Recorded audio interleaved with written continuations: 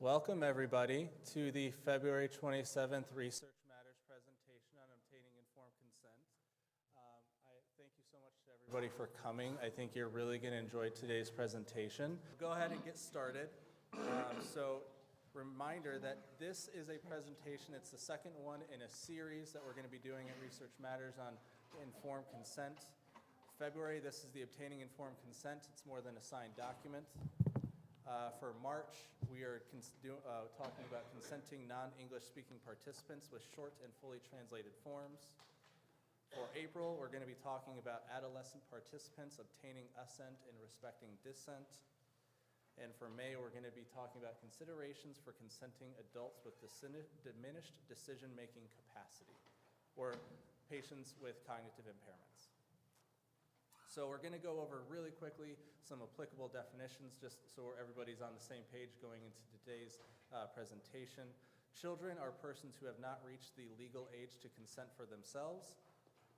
Assent is an affirmative agreement to participate in research. Permission is the agreement of a parent or parents or guardian or guardians for the participation of their child or ward in research. A parent is a child's biological or adoptive parent. And a legally authorized representative is an individual who is authorized under applicable state or local law to consent on behalf of a child. And then quickly some basics about informed consent. We talked about these in January, but again, so everybody's on the same page about informed consent for research. Informed consent must be obtained from the participant or the legally authorized representative. It has to be completed in the subject's natural language for the participant or the legally authorized representative, and that's not just language as in spoken word, English, Spanish, Taiwanese, Arabic. It's also the appropriate level. So if you're talking about patients who you know going into the study do not read or write well, your informed consent should be written at a level that they can understand. You must offer sufficient opportunity to consider participation. You must minimize the possibility of coercion or undue influence. Your consent forms and the consent process cannot include exculpatory language where you take away the rights of participants. And remember that informed consent is a process. It's not just a signature on a form. And I think we're going to display some processes today gone wrong. And informed consent is not just at one point in time, it's not only at the beginning of the study. Informed consent can happen continuously, and depending on the type of study, should happen continuously. So we're going to go over the study team and the talent, as I've been calling them, as we've been preparing for this. And I think you're going to find that they are all very talented. So we have Dr. Reese's Pieces, Chuck Akers. We have our research coordinator, Candy Barr, Allison Johnson.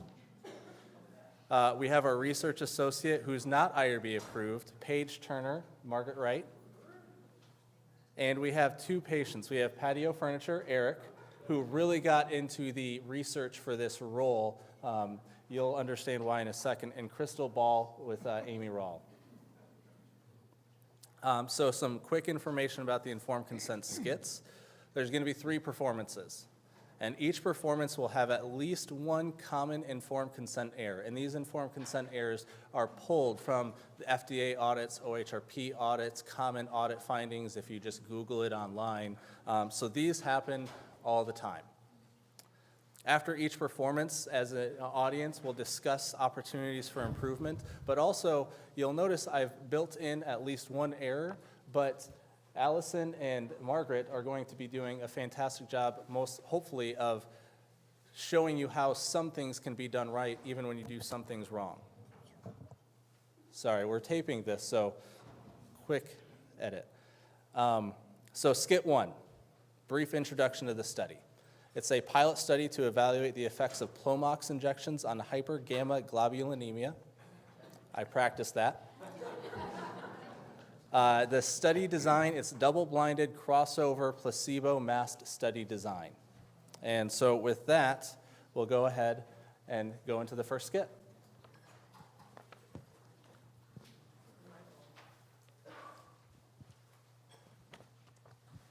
Okay, Paige, so we're going to go in and we're going to talk to this lady and tell her.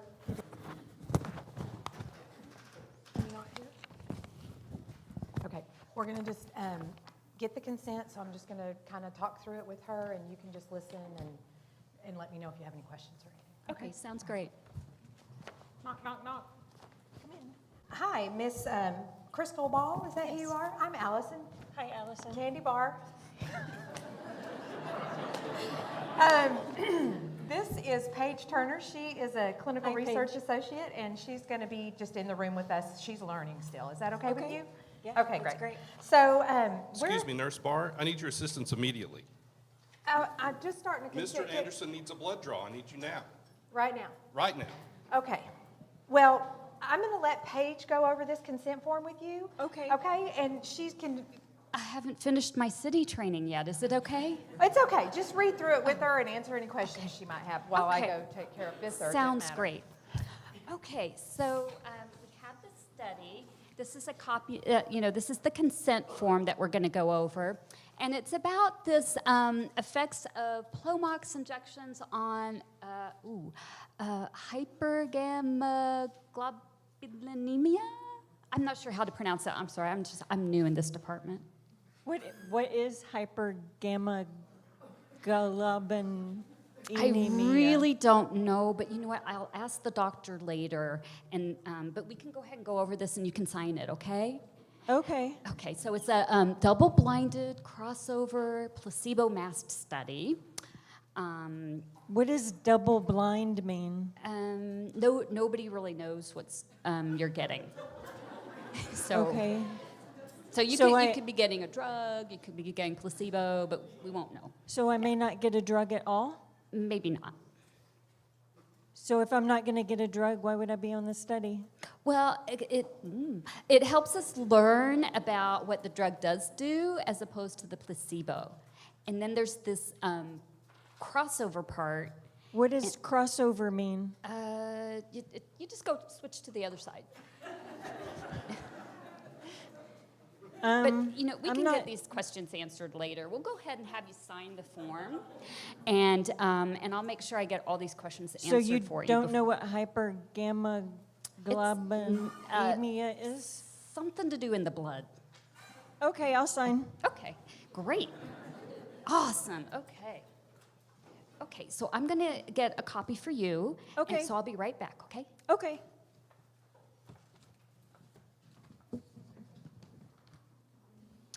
Okay. So I'm so glad that you signed this, and here's your copy. Oh, thank you. And we'll be back later to do the screening, okay? Okay, thank Great. you. Thank you. Oh, no. I gave her the original. You know what? These copiers are so good these days. That's all right. I'll put this one in the binder. So for each of these, you'll also notice that we have a consent note. Because as we discussed in January, every consent process should be adequately documented. So take a quick second to read through this. Everybody good? Okay. So what were, as my former colleague William loves to say, what were the opportunities for improvement?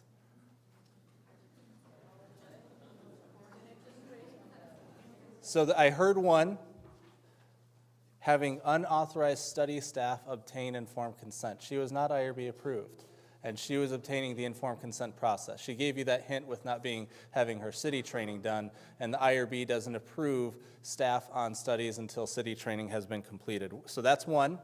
What's another opportunity for improvement? Yeah.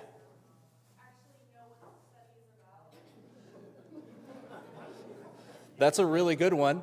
And I'm going to parlay that into one of the errors that is definitely there, a failure to answer questions pertaining to the research. Only people who have enough information to answer all the questions and actually do the informed consent process should do an informed consent process. If you're not fully trained, you don't know what the study is all about, you don't know what the disease is all about, you shouldn't be doing the informed consent process on your own.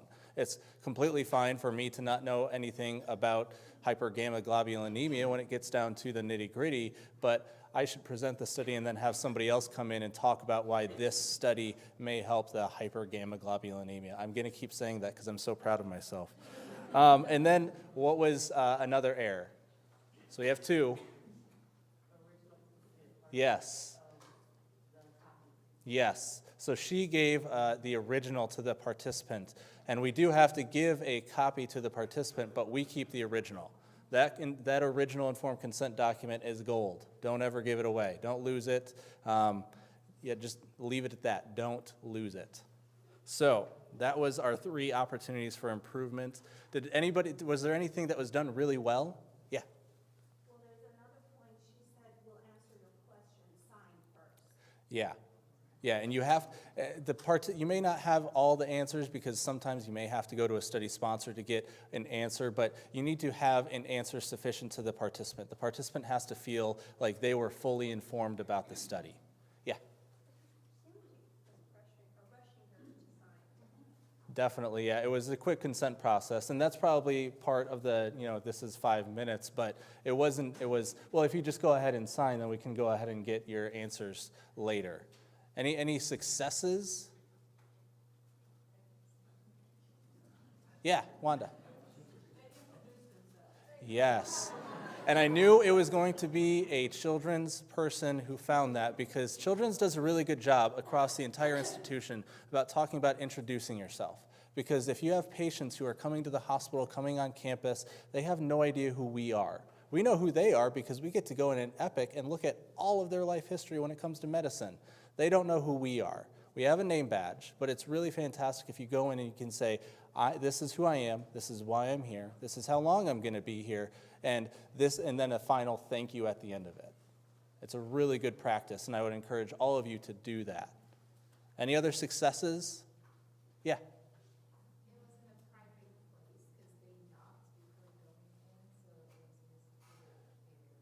Yeah, it was definitely in a private room. So privacy and confidentiality are different, and they tried to maintain the privacy of the person giving, the patient, so that she could consider just within herself whether or not she wanted to participate in the study. Yeah, Rania. She documented consent, but she didn't exactly explain what she did. Yeah, the documentation note leaves a little bit to be desired. And again, that's mostly because it's PowerPoint, and I would have written a lot more, but then it would have been really small text. So, yeah. Right, and for this particular presentation, we're just going to focus on the consent form. Assume that they're also doing HIPAA. I probably should have put that in the note. But they are going over HIPAA. They are getting HIPAA authorization. Okay, so we'll go ahead and move on and go to SCIT 2. So it's a brief introduction of the study. It's a phase 3 study to evaluate the Plomox device on gas gangrene necrosis.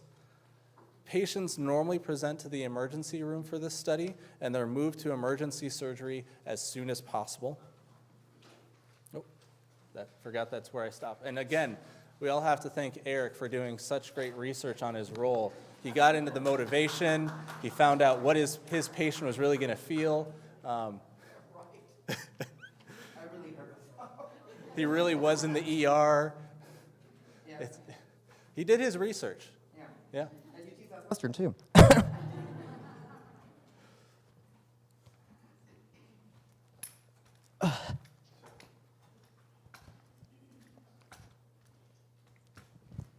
Uh-oh.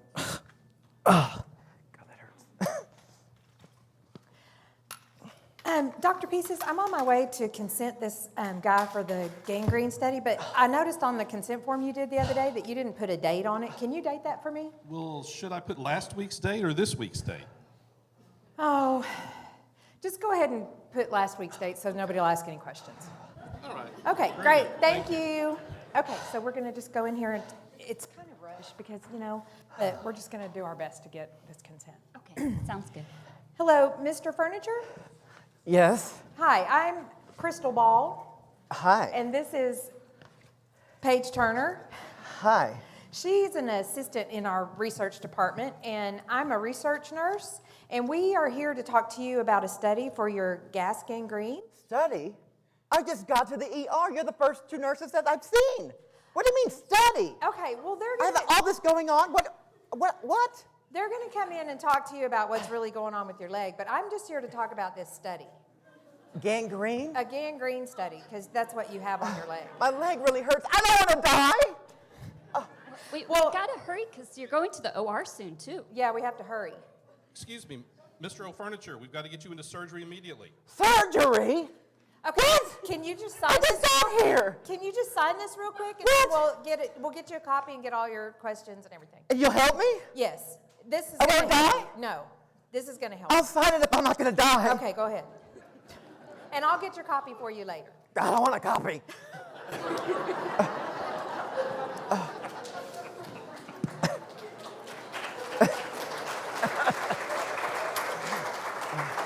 I need help. Yeah. Are you helping me to surgery? Okay, so again, quick review of the consent note. Okay, I feel like I'm seeing a lot of eyes looking at me, so I'm assuming that means you're not reading, so I'm going to move on. What were the opportunities for improvement after this particular skit?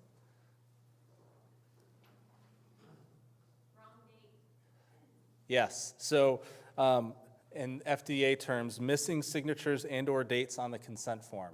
So if you remember in January, we talked that if you're doing a consent process, don't leave any lines blank on the consent form. If you're talking about an adult subject, all of our consent form templates will still have the assent lines on that second page. Don't leave those blank. Put a not applicable, because if you're talking about an FDA auditor or even an HRPP monitor coming out, if we see a blank line, it's automatic. Maybe we should dive a little bit deeper and really get into this study and figure out what's going on.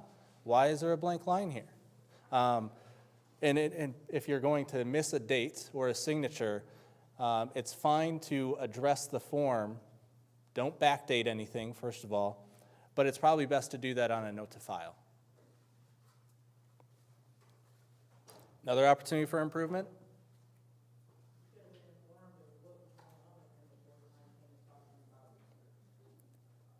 That's definitely a failure that I don't have necessarily on my list of failures, but we built it into the skit because it was really funny that way. But it's definitely a failure. If you're talking about research, and you probably won't see this necessarily on any FDA audit documentation, but going into a patient's room before anybody else has seen them, it's really best practice for the patient to get at least some form of treatment first before we show up and we say, hey, we want to do this study on you. Maybe they should at least have vitals. Yeah, something. Okay, so another opportunity for improvement. Yeah. They gave false hope because it's research, you don't know exactly if it's going to be beneficial or not. And he asked, is this going to help me? The coordinator said yes. Yeah, it definitely was false hope. And I'm going to parlay that into one of the ones I have on my official list. A failure to allow sufficient opportunity to consider participation. By kind of giving that incentive of, you're not going to die, and we have to get you to surgery right away. Just go ahead and sign. Don't worry about what's on here. Don't worry about what we're going to do. It's going to save your life. Everything's going to be fine. And just so everybody is aware, Eric is going to keep the leg. He's not going to lose it. Yeah. And then the last one that I have on my list. Yes? Was it the risk and benefits? You know, parlaying off of what she was saying, they didn't go off into any risk or even benefits of the study. Yeah, that's not one of them, but it's definitely a failure. The patient was not adequately informed. In no way would I ever say that patient was actually informed about what the research study was about. And in fact, you could almost say he didn't even know what the research study was about because he didn't even know he had gas gangrene necrosis. So, yes? We're being told that this is voluntary. In your case, I think there was no. Yeah, we didn't talk about voluntariness, that's for sure. We didn't ever come out and say, this is a research study, you're going to get treated no matter what, this is the normal course of treatment, and this is voluntary. It may be better, it may be worse, we honestly don't know, we're looking to research it. But that still wasn't the last one. Yeah? Yes, so let me go back to the note. I don't actually put in the note here that the participant received the signed and dated HIPAA or informed consent and HIPAA authorization forms. And We built it into the presentation because Candy Barr didn't give the participant a copy. So even if you're talking about patients who are going to go into emergency surgery, it's best to make the copy right then and get back, and even if the patient's going to go back to the same room, put the copy in the room so that it'll be there in the patient's possession, and then go back in the future and confirm that they actually received it. They have to get it in their hands. And the failure was definitely in the presentation, but it's always going to be in the consent note. Because what will happen after the fact is if an FDA auditor is here and looking at your study, they're going to go to the consent note and they're going to say, you didn't say that the patient got a signed copy. And you could say, well, I did give him one. Where's the proof? And you're not going to call the patient and say, go ahead and send me a copy of your signed version, and then I can prove to the FDA that you actually got it. That's not going to happen. It needs to be in your consent note. Any successes? Anything that they did really well? Yeah, they're really, I don't know that, I mean, great introduction again, so good job, Candy. But yeah, it was not fantastic. And I'm remembering one failure from the first one that we didn't discuss, that we built in at the last second. If you remember, when Dr. Pieces came into the room, he told the nurse, I have Dr. Anderson down the hallway and I need to talk to you about him. That's a HIPAA violation. The patient doesn't know who Dr. Anderson is or Mr. Anderson is, and she shouldn't know that there's a Mr. Anderson down the hallway. Mr. Anderson is a fairly common name, so you're probably not ever going to know who that is, but there's other names out there that our PI floated that would have been instantly recognizable. But I told him no because they were political. So here's the 3 failures: missing signatures and/or dates on the consent form, failure to allow sufficient opportunity to consider participation, and a failure to provide or document the subject's receipt of a copy of the signed consent form and the HIPAA authorization. So, SCIT 3. It's a phase 3 study to evaluate the effects of Plomox on cardiac antiarrhythmias. I really like the study drug Plomox. It is completely made up, so you're not going to find it on the FDA website. IRB approval for version 3 of the protocol and consent forms. And the study requires a 2-week washout of all cardiac-related medicines. Action. Do you have the consent form? I do. I pulled it off my desktop this morning. Oh, okay. You know what? This is version 2, and we have approval for version 3. Oh, but the date's still valid, and there really weren't that many changes. Yeah. And plus, I'll she's just got to kinda let her know Yeah, that. we can't get back Okay. to the office either in Knock, time. knock, knock. Come in. Hi, Ms. Ball. My name's Candy Barr. Hi. And this is Paige Turner. She's Hi. a research associate, and she's new, so she's just going to be in here with us, if Okay. that's okay with you, and Sure. just kind of learn the process. Okay, so we're here to talk about the study that we talked about on the phone a few weeks ago. Okay. And I just wanted to make sure, did you stop those medicines I told you to stop? I did. Okay. You told me to stop them 2 weeks ago. Okay, great. Right? It's perfect, Okay. yes. And so today, we can get you to sign this consent, and then we can just move on with the screening, because you've already stopped taking Okay. those. Okay, great. So we're going to talk about a study for Plomox on your cardiac arrhythmias. Okay. Okay, so we've kind of talked about it before on the phone. Do you have any questions? I'm not sure if I want to do a study. You're not? Can I ask you why you might not want to do it? Is I there don't- it something I just- can answer? It just seems a little weird. Would you do it? Well, I can't give you an answer whether I would do it or not. It's completely up to you. And it is voluntary. You don't have to do the study if you don't want to. Okay. I don't think I want to do it. You're not at all? You're sure? I'm Excuse sure. me, excuse Okay. me. You should absolutely be in this study. It could be life or death. Trust me, I'm a doctor. I know this. Oh. Well, if the doctor says I should do it, I'll do it. Okay, great. Here, go ahead and sign. Okay.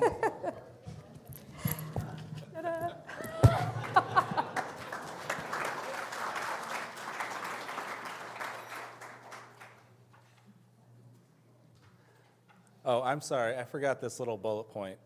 This was meant to throw you off the trail. Standard of care treatments are acceptable, but patients complain of the side effects.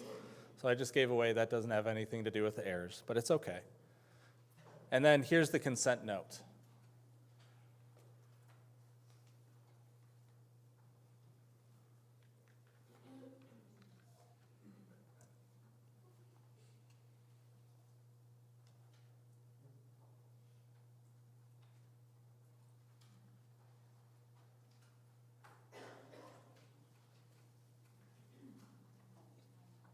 Okay, I'm starting to see eyes come to me. So, what were the opportunities for improvement? Yes.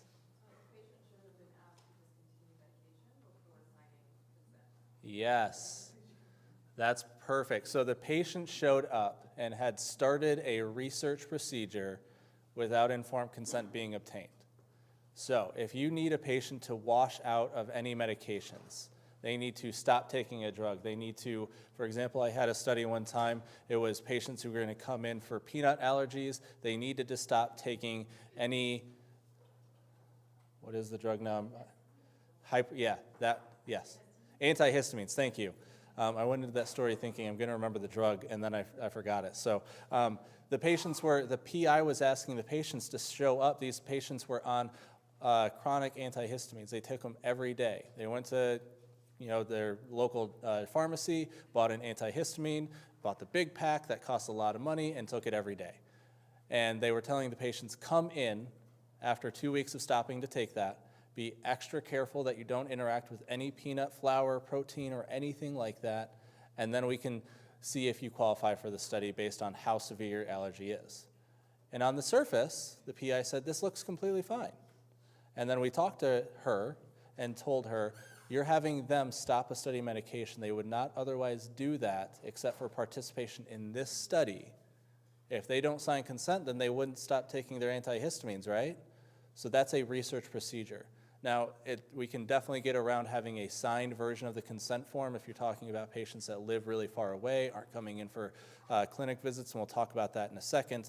But washing out or anything that the patients are going to do at home that they wouldn't otherwise do needs consent before they start that. So that's one failure.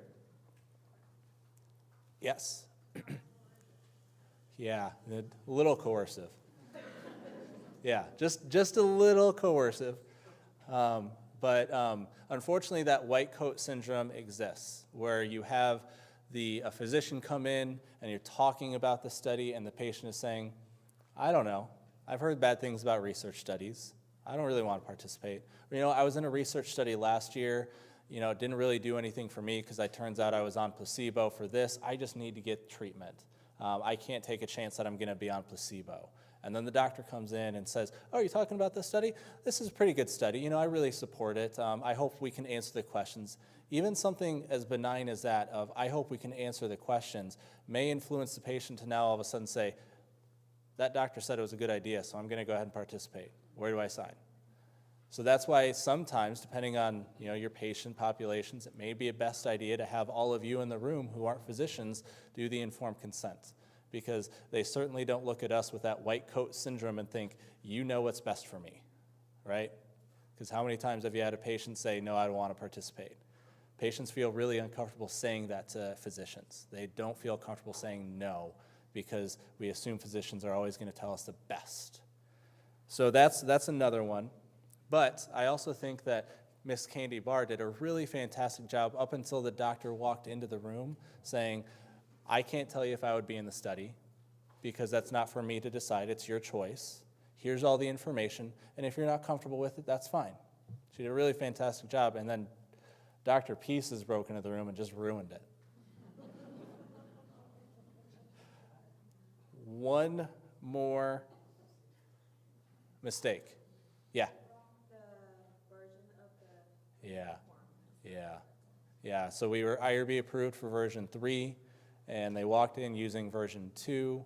And even if we're only talking about maybe the change of a name, because now all of a sudden Paige Turner, the CRA, is going to be listed as the contact on the consent form rather than Candy Barr.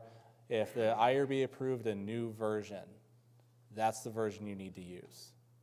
And Paige said something that was really fantastic. Well, the version 2, the approval date hasn't expired yet. And that happens a lot, especially if you're talking about studies that have 64 modifications in them throughout the history of the study.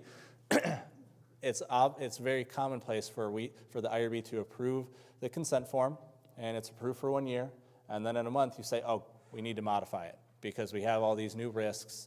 None of them are really serious because then they affect other study populations, but we need to put them in this consent form because the sponsor told us to.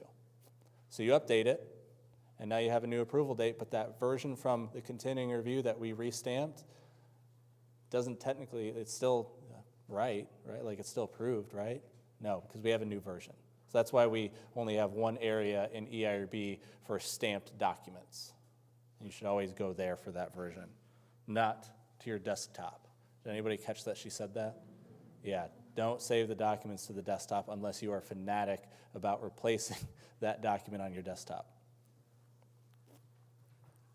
Any successes that we had?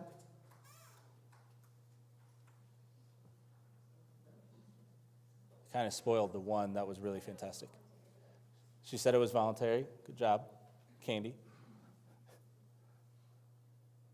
Candy got her name right, so that was really fantastic.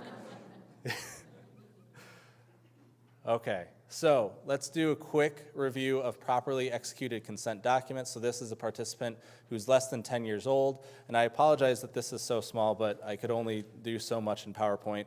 But you'll notice that the participant is not of assentable age, written assent, and so there's no written assent over here. And we have a nice legally authorized representative, Diver Steve for Scuba Steve. None of you would know it, but this is all my handwriting. But you didn't know that, so everything looks fine, right? So this is a participant who's 10 to 18 years of age. And again, you'll see that the assent is there. I have seen some study sponsors come out and say, that's not a signature. The problem is that kids don't learn cursive anymore. So that is a signature for anybody who's younger than any of us in the room. Just if maybe ask the question of a participant, do you know how to sign your name in cursive? If you don't, put that in the documentation note just so it's very clear this 17-year-old never learned cursive. So this is the best version of a signature they have.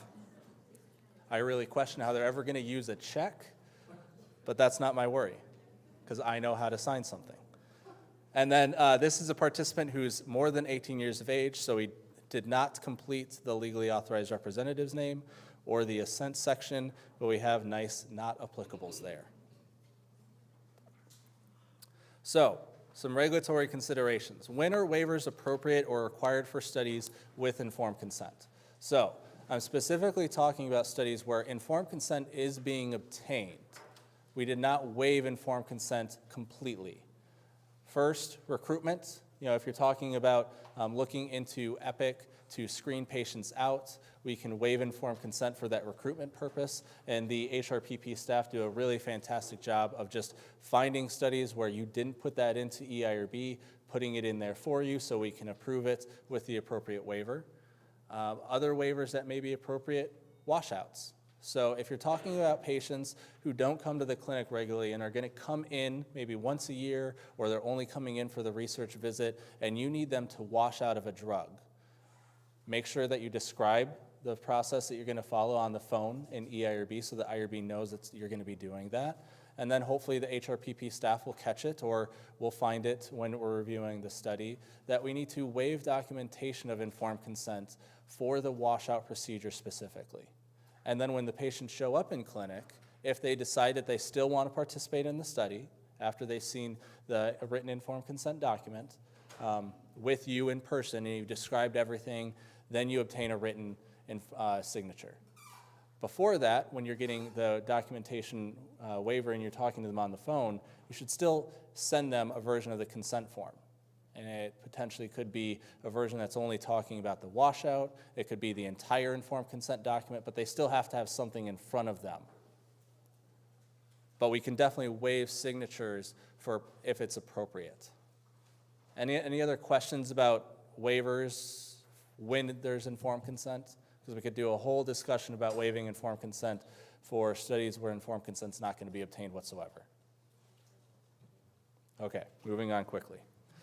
What is an appropriate explanation of the recruitment and consent process? So, for anybody who hasn't heard, the HRPP staff have been working with our computer expert counterparts, and we're working on new versions of EIRB that will hopefully be published, assuming that everything goes well, by summer sometime. I'm not going to give you an exact date because then you'll hold me to it. But we're going to be updating and asking more information about the recruitment process and the consent process. Because for most of these errors, the errors weren't necessarily in the consent document itself. And the errors also weren't in the consent note. A lot of the errors were in the consent process, the actual discussion with the patient. And a lot of those errors are just, how are you going to make sure that there's no undue influence or coercion? And for people who have never done a research study before, they don't necessarily know that they need to minimize that risk. And so asking them that question in the EIRB application will get them thinking about, okay, this is what the consent process is going to look like, this is when I'm doing it, how am I going to prevent that? And then giving us some form of answer allows us to make sure that people are actually following through it on the other end once consent actually is obtained. So we're going to be asking more information about what is appropriate when you're explaining the consent process to the IRB. What does a participant withdrawal mean? So we've seen this question in the office a lot lately. If a participant withdraws from the study, can you continue collecting data on them? No? Hopefully that's the answer, no, because they withdrew from the study, right? They said, I want to stop participation. I don't want to be in the study anymore. I think you have to ask a question because sometimes there's a follow-up appointment that the protocol wants to get Yes. within a certain time frame of when they stop drug. And so you have to ask them, would you be okay with coming back in for this? And they may say, I absolutely want to stop all participation, and then you have to document that and you can't collect them. I did not pay her to say any of that, but that's a perfect transition to where I was going to go. So thank you. Yes, if a participant tells you that I want to withdraw from the study, but you know that your protocol has an end of study visit or early termination visits, or they're on a drug that we just honestly, it's a phase 1 study or phase 2 study, we don't have that much data in humans yet, and the sponsor is telling us, listen, click the button. We don't know that much about how this drug is interacting with the human body, and we don't know if this participant is safe to just stop taking the drug right now. So when we talk about withdrawal and you're talking to a participant, you may have to tell them, yeah, okay, we understand that you want to withdraw from the study, and that's fine. But we don't know if it's safe for you to just stop taking the drug right now. We may have to taper you off of it. We really need you to come back in so we can get some blood work, just so we can make sure that you're staying safe, but that's only for your safety. Would you be willing to do that for us? Because we want to make sure that you're staying safe. And if they say yes to that, then you can follow that. That should be in the informed consent that if they withdraw, this is what you're going to ask them to do. Sponsors right now are asking also the question of, can we continue to make sure basically that you're still alive if you decide to withdraw from the study, because it affects how they're reporting data to the FDA. And that's fine, but again, sponsors right now are putting that into the consent forms as if we're going to continue this even if you withdraw, but that's, you have to ask again at withdrawal. You have to say, listen, we understand that you may want to withdraw from the study, but if you do withdraw, understand that at that time point, we're going to ask you if we can just make sure that every year you're still living so that the sponsor can report basically data to the FDA that you're still a living person, because otherwise the FDA is assuming that you're dead. And that really affects their data. So it's something that we're seeing really commonly in the HRPP office, and we're fine with that, but it has to be an additional conversation when the participant says, I want to withdraw. And then another one, I know Rhonda actually talked about this last year. Is the study enrolling multiple populations, and how will consent be obtained from those multiple populations? This is a really hot topic right now when you talk about pregnant women who become pregnant during the course of the study and the sponsor wants follow-up information. That's pretty easy because they're already subjects, right? And so you can put it in the consent form that we're gonna, if you become pregnant during the course of the study, we're gonna ask you if we can follow the outcome of your pregnancy. But a lot of drugs affect males and potentially affect our reproductive organs, so if we get somebody pregnant, it may affect the baby, and sponsors want to follow that baby too. But that female is not a study subject. So how are we going to recruit her in a way? How are we going to obtain consent from her? How is the study team going to know who she is? And that's something that our general language in EIRB a lot of time addresses, but you should have some sort of plan in place that If a male subject impregnates a woman while he's on the study and the sponsor wants that information, how are you going to get in contact with that woman? Can the male subject give you that information? Did he talk to his girlfriend, wife, whoever that may be, to get the approval that he could share that name with you? Yeah. Will you create a separate pregnant partner consent?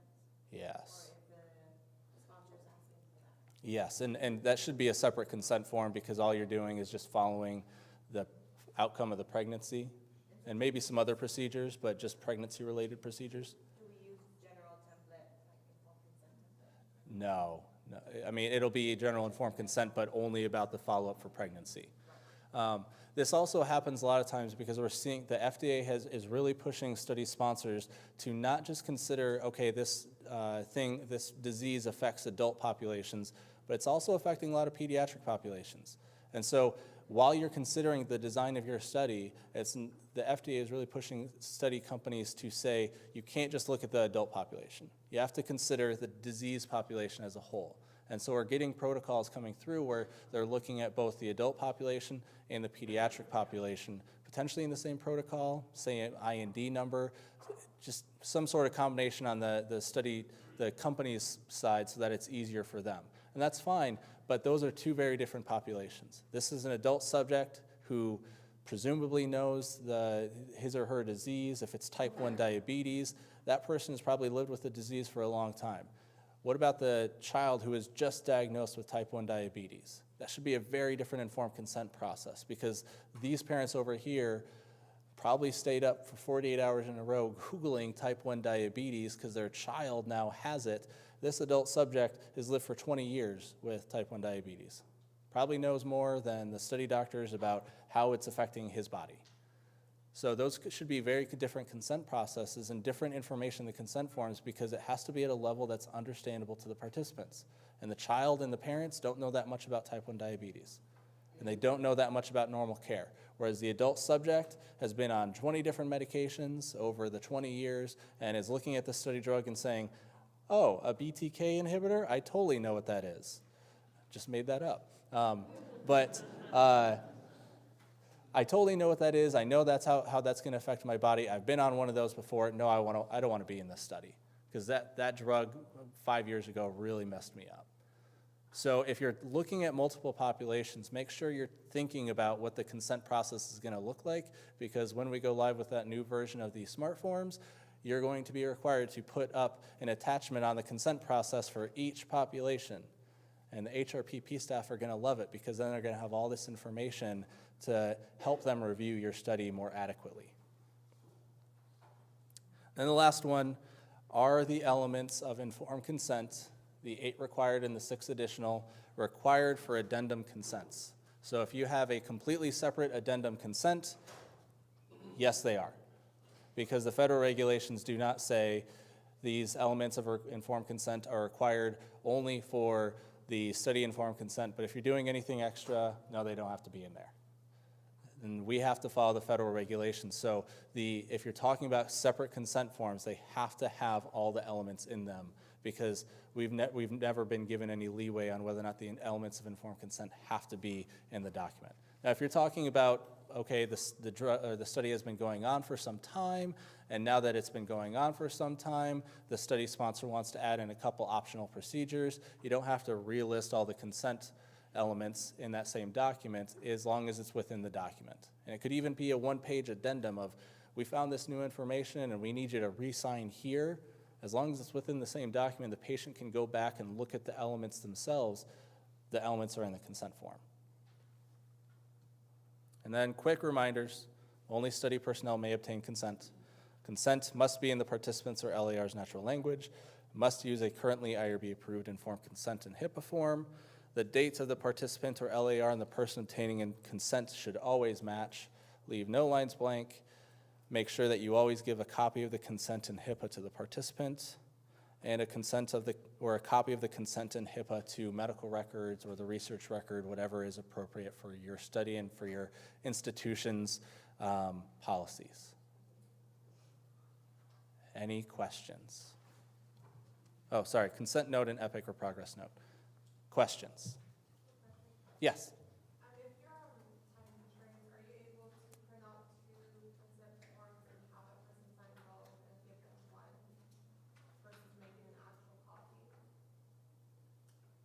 and you have 2 originals. Yeah, I don't think so. Sorry, I was going through the federal regulations in my head. I understand that you're under time constraints, but theoretically, the patient isn't leaving the hospital after they sign immediately. They might be more difficult for you to get to, but if there's a really difficult time constraint, then it just has to be part of the consent plan that I'm going to be here, I'm going to be doing this, and I need to run over 5 buildings over because that's the closest copier that I have access to. And unfortunately, I know that I've heard that UT is getting rid of copiers, so it's only going to get harder. Like, people have said, oh, we used to have a copier in this clinic and now it's gone and we don't have a new one. I can't help out with that, but the participant has to get a copy and you have to keep the original. Yeah. Josh. Yes. Did everyone hear the question? No. Oh, I'm sorry. So she said if you're under a difficult time constraint, can you print 2 versions of the consent form and you both sign both and then they go home with one? But the federal regulations require that the participant get a copy of the consent form. And if there's 2 originals, what if the data differs? Because if the time changes and we have time on our informed consent, it should be the time that that document was signed, not the time that the previous document was signed. Sorry, I'm stepping away from the mic. So, I mean, that would be my stance, but that's not necessarily in the federal regulations specifically. So, Barbie, you had... Yeah, I was just going to add, and I'm agreeing with you, that the regulations do not speak to them having to get a signed one. And so a blank one, as long as it's the same version, is allowed, and you would document that. And then also, as far as best practices, is we would eventually hope to make a copy of that and get that to them. Well, not necessarily, because our policy and procedure manual requires that the participants get a signed copy. So the federal regulations don't require a signed copy, but, okay, yeah, so because you're approved under the UT Southwestern IRB, you have to follow our policy and procedure manual.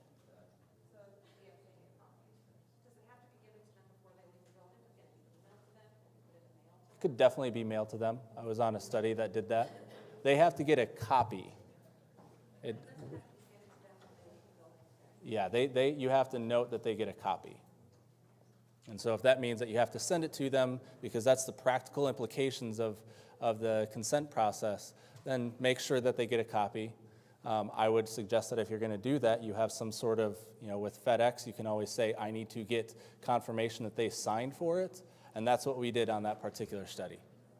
We got confirmation, and then that went in the consent process note that here's the confirmation that the participant signed for this consent form. Yeah. Other questions? Yeah.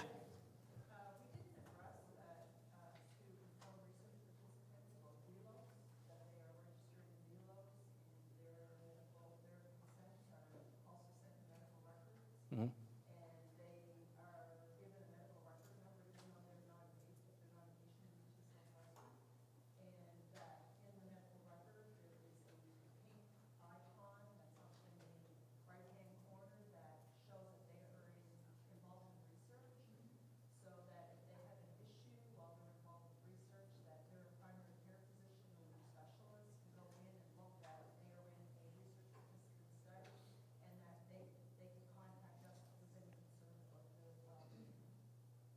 Did everybody hear that?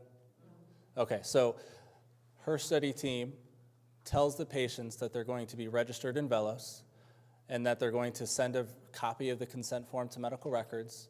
And then by registering them in Velos, that has the EPIC flag. And so then any person who's going into EPIC and looking at that patient's chart after they've been registered in Velos correctly as a study participant will see the research flag and would know to contact her study team if they have any questions. So it's definitely, the HRPP policy and procedure manual doesn't require that level of disclosure because we don't have oversight over Velos, but it's definitely a best practice. I would tell everybody, we have a system called Velos. You don't have to do it because it's all behind the scenes operation stuff that we do as an institution to help manage research. But you can let them know, hey, just so you know, in the future, if you come in, people are going to know that you're in a research study because this is a drug. It affects how your body is going to work. And so therefore, other providers may need to know that you're on this drug so they don't give you something that's going to really adversely affect how this drug in your body and all those adverse reactions that the IRB sees every day. So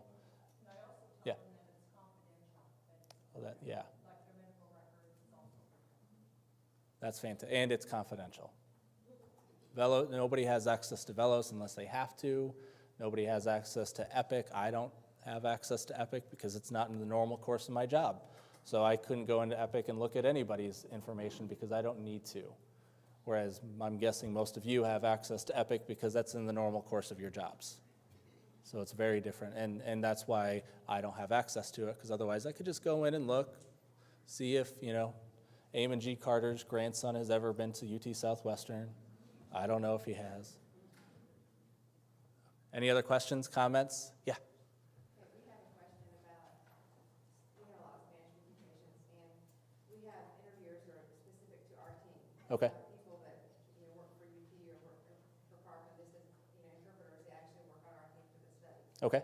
So when we have a Spanish speaking patient, the way we were doing this in the past was that we were giving them a Spanish consent, and everyone involved, the nurse, the patient, the interviewer, everybody was signing. Both copies were Spanish, and we were signing, everything that way. Well, then we learned in a meeting a few months ago that the nurses, who are all English speakers, are supposed to sign an English consent, but then give a Spanish consent to the patient to sign, and the interviewer signs with them. The nurse does not, because we can't read Spanish. Right. But there was a time when the nurse and the interviewer were signing, and then the patient was not. So we're really not sure who's supposed to sign what and if we're doing this correctly. So this kind of needs some clarification. Okay, so to summarize, we're talking about Spanish-speaking participants, and previously they were having English-only speaking nurses and other people on the study team sign the Spanish consent form. But, and I know you're with Lisa, so I see a children's tab. Yeah. Yeah. Okay, so fully translated, appropriately qualified interpreters, for sure. Who should be signing the Spanish consent form and who should be signing the English consent form? So our policy says that you should only sign a form that you understand. So that's why you've now heard that the people who are speaking Spanish should sign the Spanish consent form, even though it's fully translated. But I don't read Spanish, and so I'm going to print off an English consent form, and I'm going to sign the appropriate lines on the English consent form because I can read that. I don't speak Spanish. So that's our policy. You should only, if you have a fully translated consent form, you don't need an interpreter signature. The federal regulations only require a witness for short form consent processes. You can have the interpreter sign, they don't need to. So if they did sign, Mhm. being the one translating or interpreting the English version, It would be on a witness line if there is one. If there's not a witness line, what about either in the white space or in the no.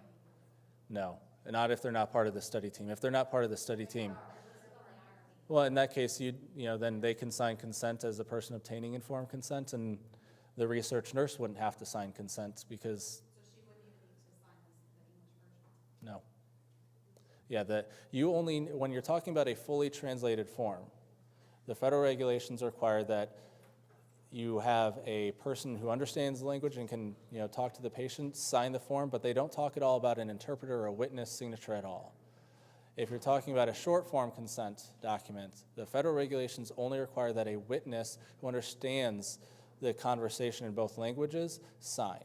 And for the most part, if you're talking about interpreters that are not part of a study staff, they serve as both the interpreter and the witness because they're not related to the study. They don't have a conflict potentially of getting this patient onto the study. Whereas for your particular instance, because your interpreters are part of the study team, you would have to have an interpreter and a non-study affiliated witness who understands both English and Spanish for short forms. And that's why there's a witness. Yeah, for fully translated, you don't need an interpreter signature, you don't need a witness signature. They don't have to be on the form. Yeah. But make sure that your interpreters that you're using on your delegation log, you have informed consent as one of their tasks. That's a good point, yes. If you, because potentially based on your study team, you know, they might have been hired as people who can do interviews and have discussions with people who don't speak English. It could be varying languages.